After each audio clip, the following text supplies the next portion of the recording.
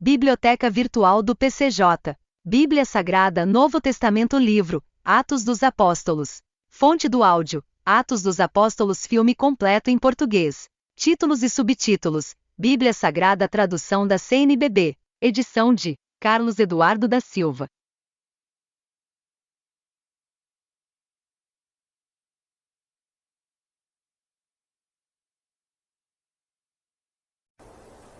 O rei se levantou, e com ele o governador e Berenice, como também os que estavam assentados com eles, saindo do salão. Comentavam entre si. Este homem não fez nada que mereça morte ou prisão. Agripa disse a Festo. E ele poderia sair em liberdade, se não tivesse apelado para César.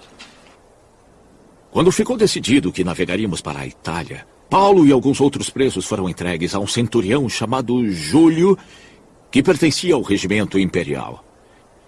Embarcamos num navio de Adramítio, que estava de partida para alguns lugares da província da Ásia, e saímos ao mar. Estavam conosco Aristarco, um macedônio de Tessalônica. No dia seguinte, ancoramos em Sidom. E Júlio, num gesto de bondade para com Paulo, permitiu que encontrasse seus amigos para que suprissem as necessidades. De lá, embarcamos outra vez, passando ao norte de Chipre, porque os ventos nos eram contrários. Tendo atravessado o mar aberto ao longo da Cilícia e da Panfilha, ancoramos em Mirra, na Lícia.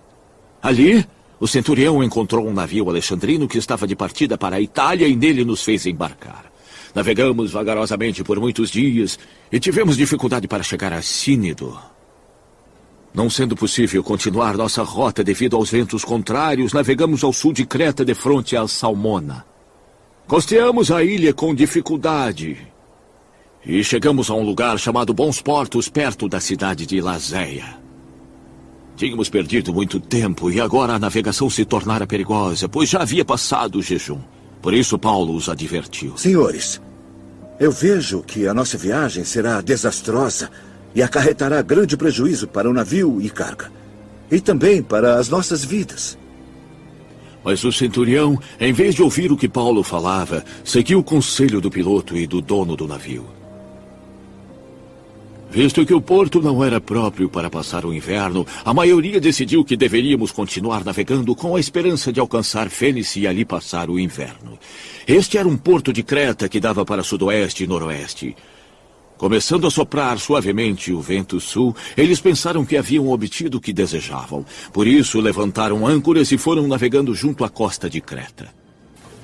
Pouco tempo depois, um vento muito forte chamado Nordeste desencadeou-se da ilha. O navio foi levado pela tempestade sem poder resistir ao vento. Assim cessamos as manobras e ficamos à deriva. Passando ao sul de uma pequena ilha chamada Clauda, foi com dificuldade que conseguimos recolher o barco salva-vidas. Levantando, lançaram mão de todos os meios para reforçar o navio com cordas. Temendo que ele encalhasse nos bancos de areia de Sirte, baixaram as velas e deixaram o navio à deriva. No dia seguinte, sendo violentamente castigados pela tempestade, começaram a lançar fora a carga. No terceiro dia, lançaram fora a armação do navio com as próprias mãos.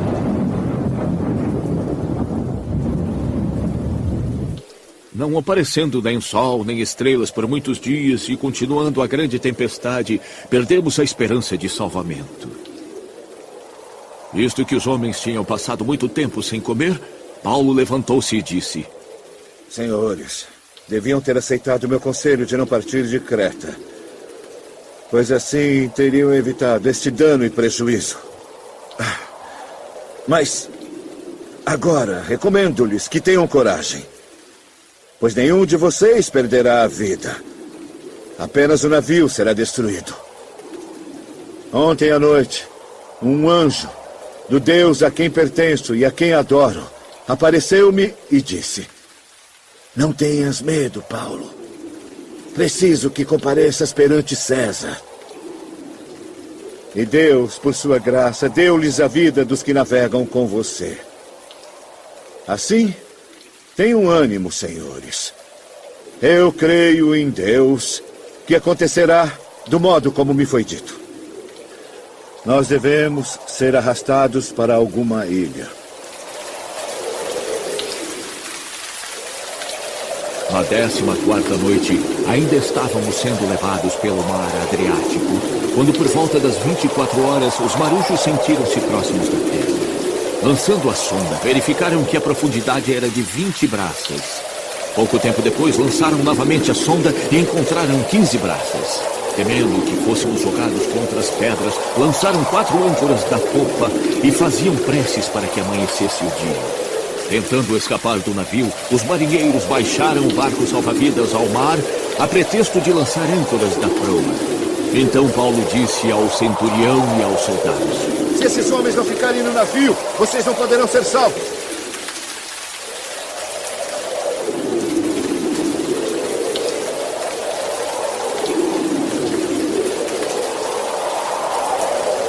Os soldados cortaram as cordas que prendiam o barco e o deixaram cair.